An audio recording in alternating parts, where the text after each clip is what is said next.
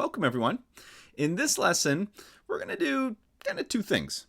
We're going to see that some functions are complicated enough where we have to use multiple derivative rules in order to calculate the derivative.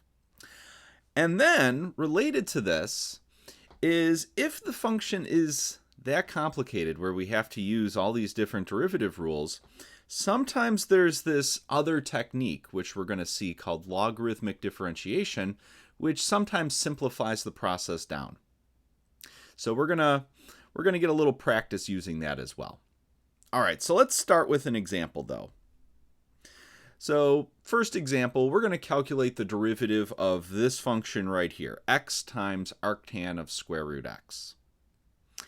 And what we're going to see here is that this is going to require a few of our different derivative rules in order to get the derivative. So let's first kind of diagnose what is the main operation here. And so for looking at this thing, ultimately y here is it's written as a product. It's this function x times this function arctan of square root x. So we actually have a product here. There's two functions of x being multiplied together. So the first rule we need to use in order to differentiate through that product is the product rule. So that's what we're going to do first. We're going to use our product rule first. So let's apply the product rule. So we want to calculate our derivative y prime. So we write down two copies of our function, x times arctan of square root x, x times arctan of square root x. In the first copy, we apply the derivative to the first part. In the second copy, we apply the derivative to the second part, and then we put a plus sign there in the middle. And that's our product rule.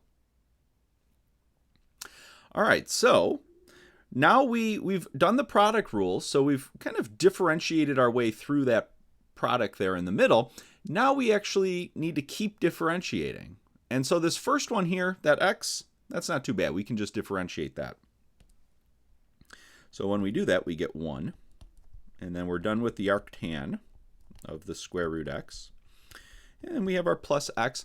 And now we need to differentiate this arctan function. And when we look at this, it's not arctan x, it's arctan square root x. So we actually have to use chain rule here. So there's actually an outer function and an inner function going on. So we're going to do chain rule next. So our outer function, kind of the thing that happens on the outside, the thing that happens last, is arctan, the inverse tan function. And then our inner function is that square root that's inside the arctan function. So our inner function is square root x. So if we were going to apply the chain rule to calculate this derivative, well, we need to know what the derivative of our outer function, our inverse tan function, is. And so we might need to look that up if we don't remember. So it's the derivative of inverse tan of x is 1 over 1 plus x squared. So let's start by writing down the derivative of our outer function.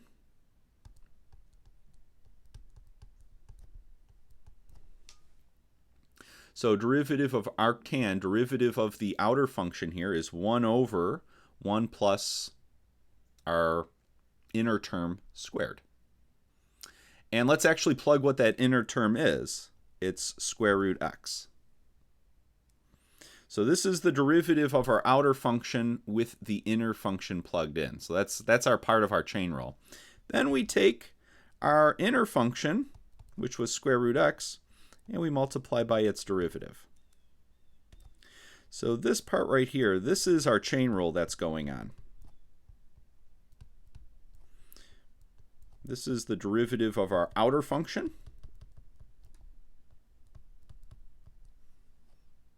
So 1 over 1 plus x squared, but instead of plugging in x, we've plugged in our inner function.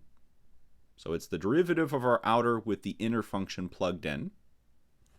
So the way you can kind of think of that is if over here we're looking at our derivative formula, instead of, if we're going to plug our inner function in, replace each of these x's that you see here with square root x. Well, primarily right here. So that's how we're getting this first fraction, is we're doing the derivative of arctan, but then we're plugging this inner function into that derivative. And then with chain rule, we have to multiply then by the derivative of our inner function. So that's what's happening over here. So this gives us our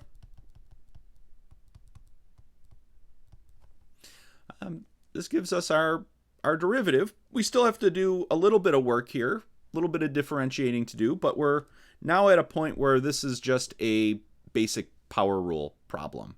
So we could rewrite this square root x as x raised to the 1/2 power if we needed to. So we have arctan of square root x from right here. Probably take this x and put it in the numerator. So we get x over 1 plus x. Now right here, the square root x and the squared kind of cancel off and we're left with just an x there. And then we finish differentiating. So we're doing a power rule. So our exponent really is a 1/2. So bring the 1/2 down, put it in front, keep our variable the same, and then subtract 1 from the exponent. And, this is pretty good. We're done differentiating. This is the answer. I mean, we could stop here. So this is fine. We could do a little simplifying. So we could actually take this x and multiply it with the x raised to the negative 1/2. And that might simplify things down a little bit. So when we do that, x times x raised to the negative 1/2, that's going to give us x raised to the positive 1/2 in the numerator there. And then we could take this 2 that's in the denominator and multiply it in if we wanted to. So maybe this is a way to rewrite our function, simplify it down a little bit. But again, not necessary. You could actually just stop here, if we're just interested in getting the derivative, of course. All right, so in this one, we saw we had to do some product rule. So we're kind of working our way through the function. So you have to first diagnose what is the main operation here. In this case, it was a product, so we had to start with product rule. Then we go through and we kind of keep differentiating. This one didn't give us a problem. This differentiating this x was no big deal. We could just do that. But differentiating this arctan of square root x, that required another one of our major derivative rules, chain rule. And so we had to do the derivative of the outer function times the derivative of the inner function. So then we kind of had to unravel, well, what is the outer function? What is the inner function? And go through that. All right. So we're going to try more examples like this just to kind of develop a taste for all these derivative rules.